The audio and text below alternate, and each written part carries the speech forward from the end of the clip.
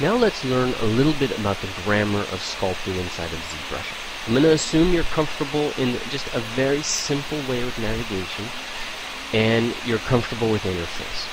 And now what I'm going to do is go through and show you how you can be doing the sculpting inside of ZBrush from a sculptor's perspective. My focus is to give you the tools as you need them and within the context that you'll need them. First, a little bit of setup. So I'm going to come to Lightbox, and I'm going to load in this case, let's load in a default Dino Wax. Okay? Just double click it and hit, in this case I'm going to say no, don't save. There we go. Alright, now I've got my model here.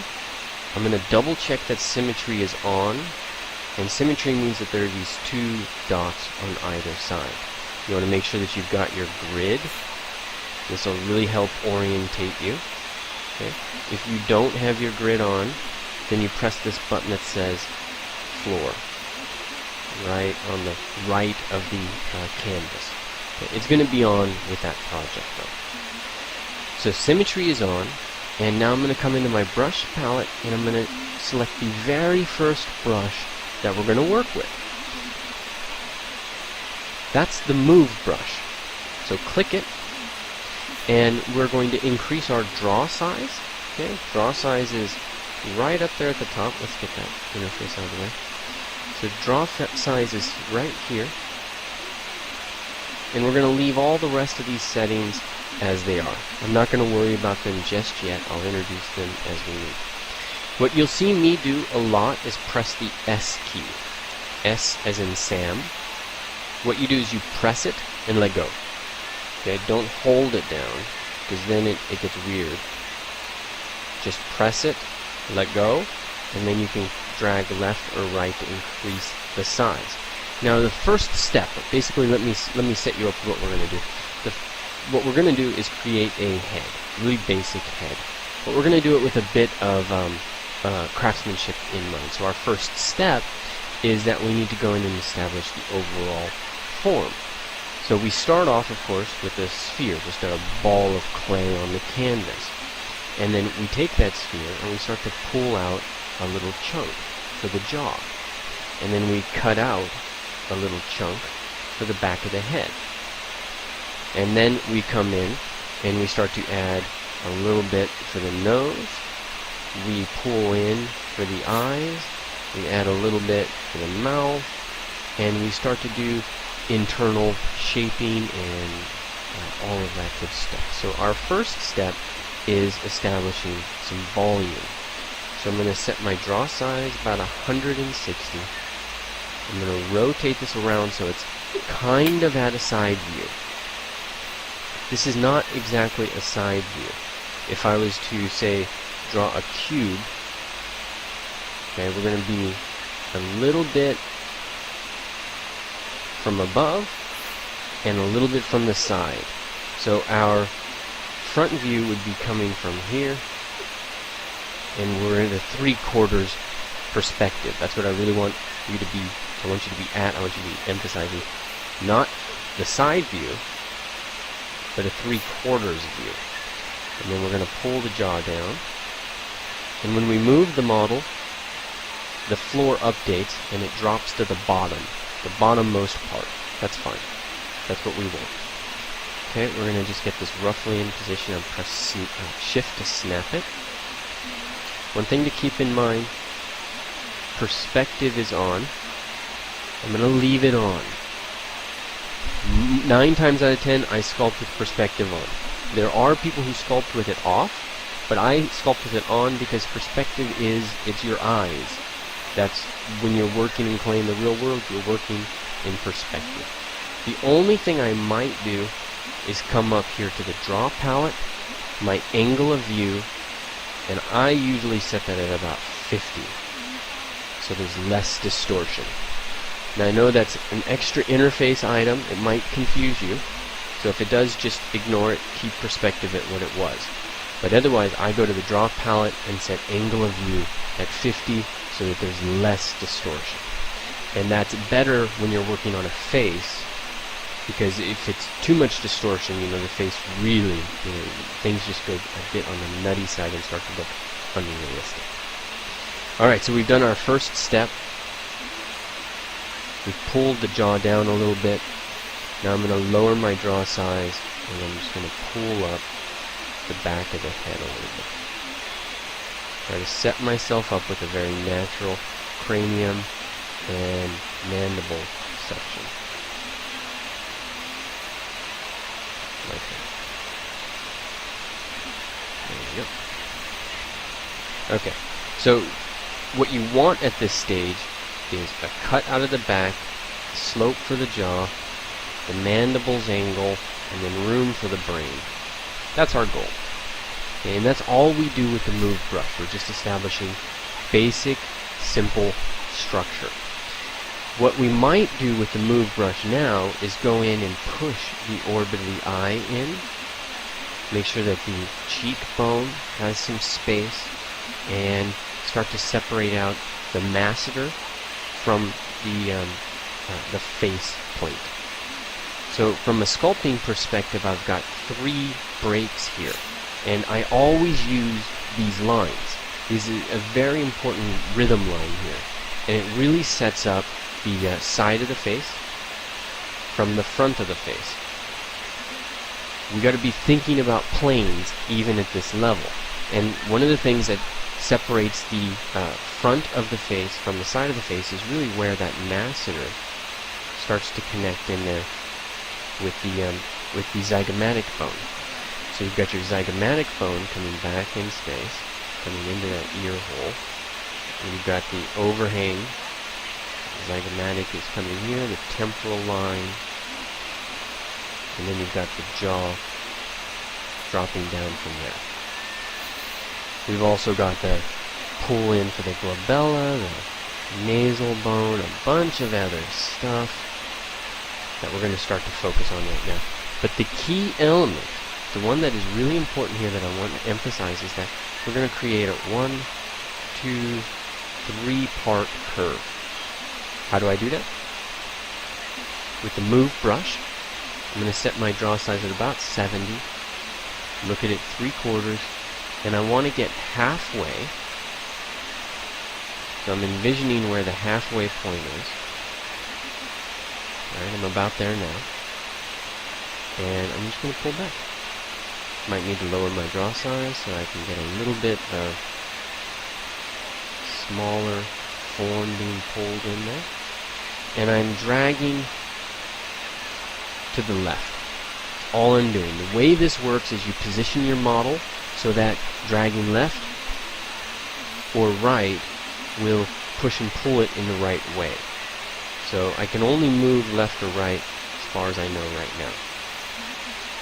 Okay, side view.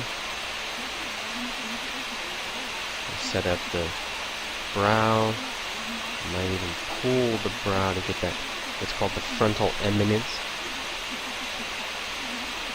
Get the bone, sorry, not the bone, the nose. And then watch as I come in with this nose. This is really important. I'm adjusting up, I am pulling up and tucking this topology upwards, and then pulling it out a little bit. I'll adjust my draw size by pressing S. And I just want some kind of plane change. I'm also at this point mindful of the forehead, and the mouth. You got to be keeping in mind where these guys are in relationship to each other. You are sculpting the profile right now.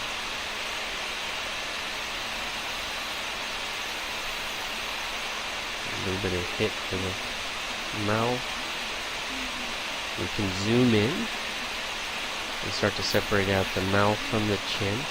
Notice that I am constantly going to a 3/4 view, and I am pulling up and tucking down and in, up, down, and in and up. So my brush stroke was pull up, tug down, pull up, tug down, and that set me up with a nice plane change. and a really strong chin. All of it with the move. It's the same thing with the nose. You're pulling up and then tugging down. Up and tugging down. And then it sets you up with the nose, the plane change for the nose. Columella, all that stuff. Okay? Keep in mind, or be mindful of, shapes you're making in the profile. And just make sure you're analyzing the plane of the face. I think that's an okay shape. We haven't really looked at it from a side view, and that's alright. We're still with the move brush, and boom! Does not look pretty, right? Looks like we got some problems, and that's fine. That's par for the course. So you start out with something like this. You get your profile view comfortable. If you're doing some kind of creature, or something, you might move things forward. Whatever you're going to do, I'm going to say realistic so that you've got a point of reference for what I do. And actually, before we move to the front view, I want to do that part that I told you I was going to do, and then ignore it and started focusing on the front. So let's get the S curve. Orbit of the eye, zygomatic, and masseter. Okay, I've already clicked and pulled back from the center, and that's the curve here. The zygomatic exists, and then I've got the masseter. So I'm going to leave the zygomatic alone, and I'm going to focus now on the masseter, clicking in various points and pulling in, and I'll quite naturally just create that circle. Lower my draw size.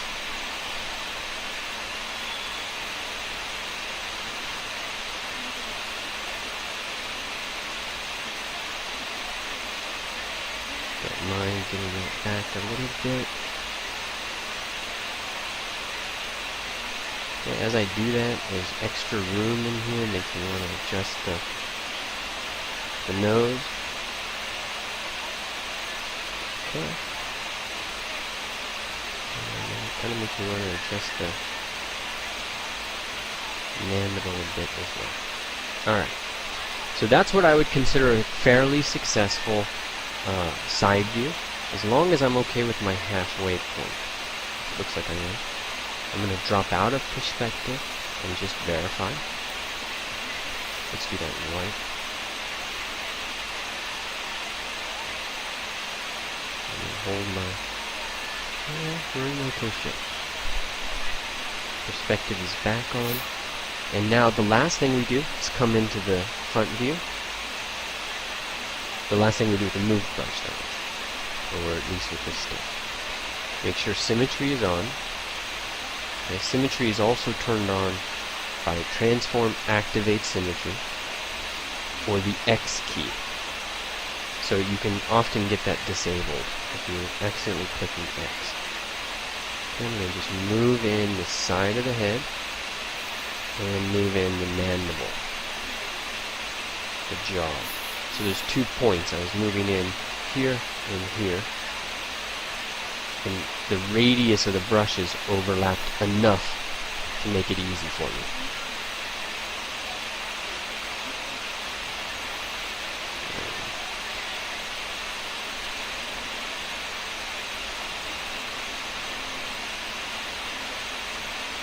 Alright, now I'm going to do another important anatomical change in planes.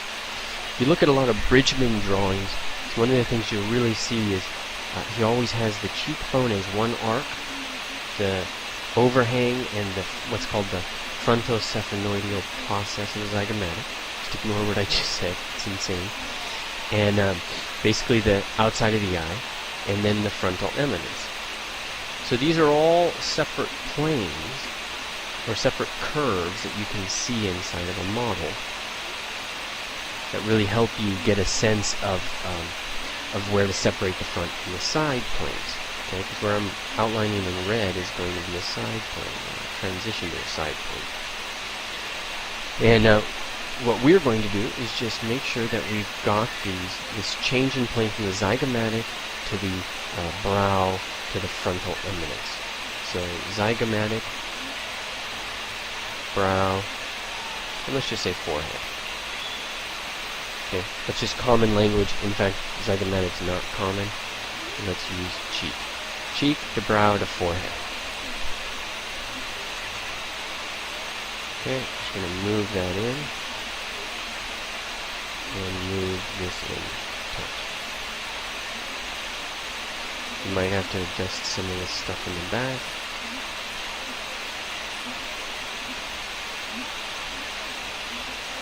And there we go.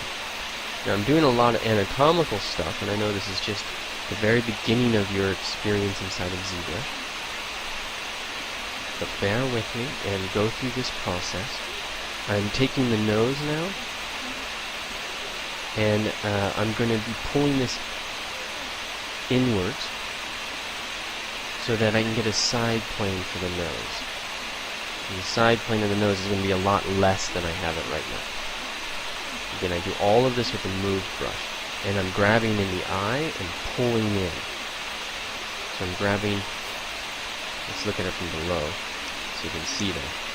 I'm grabbing from this bottom plane, and not from the top. Not here, but from the bottom plane. And that's going to help set up the elements I need. Alright. At a certain point you might need to go in and just trim that interior plane. But looking at it from below is also another really important tool. So from the side view, I'm just going to pull that and that. That's going to be a good amount of change with the standard brush. I'm sorry, the move brush. I'm going to be kind of happy with that. Now, if you want to know a little bit more of the anatomy of what I'm doing, let me walk you through the brow.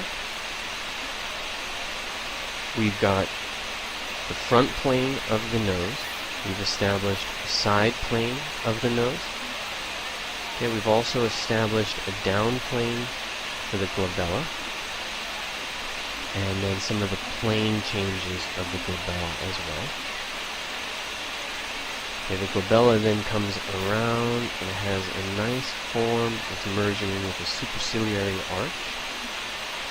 Okay, it's going to have this roundness. And all of these guys just kind of descend down. All the way into the corner of the eye. These kind of bunch around to where you get the overhang, and then the side of the eye, which has its own form. The zygomatic, or the cheekbone, has its own. And then basically developing the orbit of the eye here, the frontocephaloidal process, and all that stuff. And then you get the eyeball kind of stuck in there. So those are kind of some of the simple things that I'm looking at that you can be looking at as well. And this is some of the directionality of how, or some direction of how you would get in and establish those. You just want to suggest them a little bit right now. Alright, last thing I'm going to do with the move brush is establish that chin as a strong, masculine chin.